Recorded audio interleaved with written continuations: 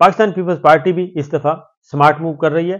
जरदारी साहब का ख्याल था कि बस इस काफिले में शरीक हो जाएं, लेकिन बिलावल भुट्टो जो हैं इस वक्त वो कर रहे हैं, लीड कर रहे हैं, और आज उन्होंने ओपनली भी कुछ बातें कर दी हैं प्रेस कॉन्फ्रेंस में भी, और उन्होंने बता दिया है, क्योंकि बिलावल भुट्टो को तमस्खर उड़ाते रहे मुस्लिम लीग नवाज वाले अता तारड़ के, इनकी बातों को सीरियस नहीं लेना, बिलावल की बातों को हम सीरियस नहीं लेते, हमने बात करनी है तो जरदारी साहब से करेंगे, तो उनका मजाक भी उड़ाया जाता रहा। लेकिन आज 2 दिन ईसी का इजलास हुआ, और उस इजलास में जो फैसला किया है वो पाकिस्तान पीपल्स पार्टी ने बड़ी ही बारीक वारदात डाली है, और मुस्लिम लीग नवाज का शहरग जो है वो उस पर अंगूठा रख दिया है।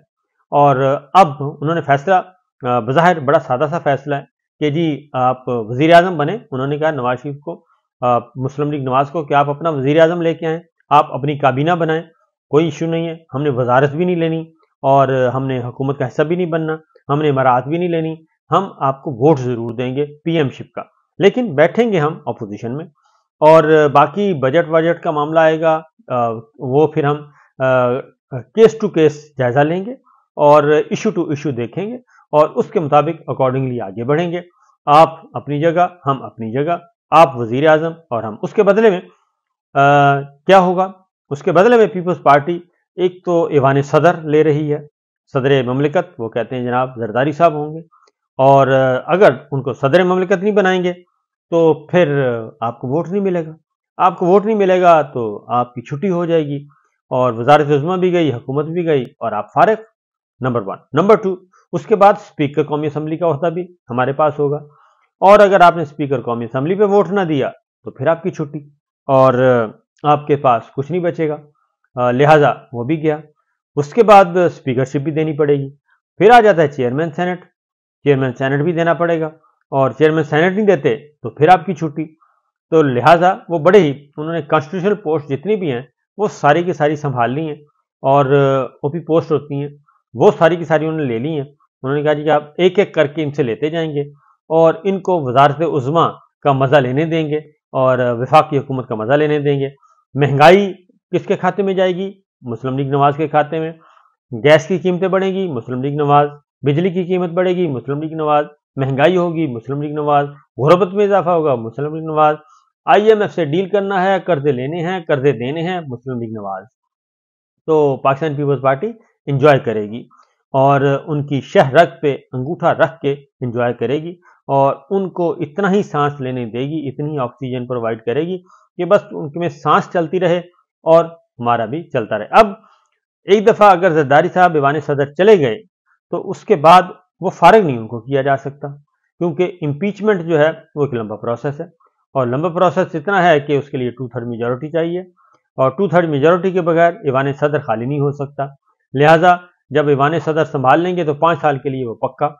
इसी तरीके से स्पीकरशिप की सीट है, उसके लिए भी एक दफ़ा बन गए तो उसके बाद जरदारी साहब में इतनी तो है पीपल्स पार्टी के बाकी जमातों को मिला के वो गिरने नहीं पाएंगे, क्योंकि मुस्लिम लीग नवाज के वोट तो बहुत कम है, मुस्लिम लीग नवाज और MKM के वोट तो बहुत कम है, लिहाजा स्पीकरशिप पक्की हो जाएगी।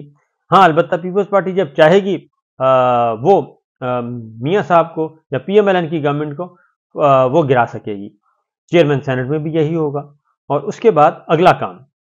यहीं तक नहीं, पाकिस्तान पीपल्स पार्टी एक एक करके फिर गवर्नरशिप, गवर्नर सिंध वो कहेंगे जनाब हमारा, बलूचिस्तान की पूरी गवर्नमेंट हमारी, और CM हमारा बलूचिस्तान का, गवर्नर हमारा, लिहाजा वहाँ पे आप हमें सपोर्ट करेंगे, गैर मशरूत तौर पे करेंगे, और अगर उधर नहीं करेंगे तो फिर इधर हम नहीं करेंगे।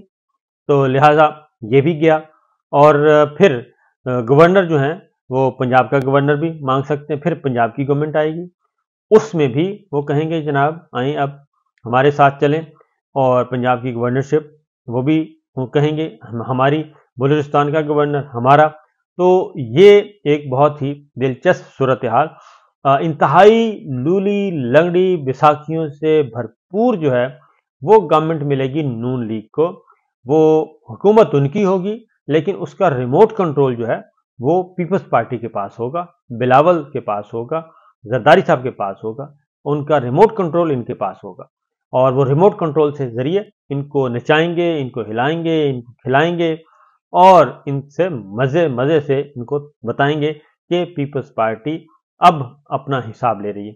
وہ گلے پھاڑ کے شاید وہ تو نہ لے سکیں, پیسے تو نہ نکلوا سکیں, لیکن ان کو زچ بہت کریں گے. تو پہلی دفعہ پاکستان پیپلز پارٹی کے اور مسلم لیگ نواز کی. دوسری جانب کیا ہوگا قومی اسمبلی میں؟ ماحول دیکھیں ذرا, پنجاب اسمبلی میں بھی, ادھر بھی. دوسری جانب اپوزیشن لیڈر ہوگا پاکستان تحریک انصاف کا, اپوزیشن لیڈر پاکستان تحریک انصاف کا, اور ساتھ پاکستان پیپلز پارٹی بیٹھی ہوگی, ساتھ باقی جماعتیں بیٹھی ہوں گی. تو ادھر کون ہوگا؟ ادھر ہوں گے جناب نون والے, اور اس کے ساتھ ایم کیو ایم والے, اور ساتھ مولانا فضل الرحمان صاحب ہو جائیں گے. مولانا فضل الرحمان صاحب اب ہوا کیا؟ اب ہوا یہ ہے کہ پیپلز پارٹی تو نکل گئی. اب جو سب سے زیادہ فائدہ ہوگا, سب سے زیادہ فائدہ وہ ایم کیو ایم لے گی. وہ اب بلیک میلنگ کرے گی, اور پھر اس کے بعد مولانا فضل الرحمان صاحب وہ کہیں گے جتنے ایم این ایز ہیں وہ سارے کے سارے وزیر ہونے چاہیے. اور مولانا فضل الرحمان صاحب کیونکہ قومی اسمبلی میں موجود ہیں, اب وہ کوئی بھی وزارت مانگ سکتے ہیں, نمبر 1. نمبر 2, اپنے بچوں کے لیے مانگ سکتے ہیں, اور باقی مشیر لگوا سکتے ہیں, گورنر شپ بھی وہ مانگیں گے. تو بہت ہی اہم مزے کا ہے یہ پروجیکٹ لندن جو ہے, پروجیکٹ نواز شریف. یہ اب پتہ چلے گا کہ اس کو لانچ کرنے والے ان کا کیا بنے گا, کیونکہ فلم ڈائریکٹر کے لیے بہت مصائب ہیں, اور یہ فلم جو ہے وہ کامیاب ہوتی ہوئی نظر نہیں آ رہی.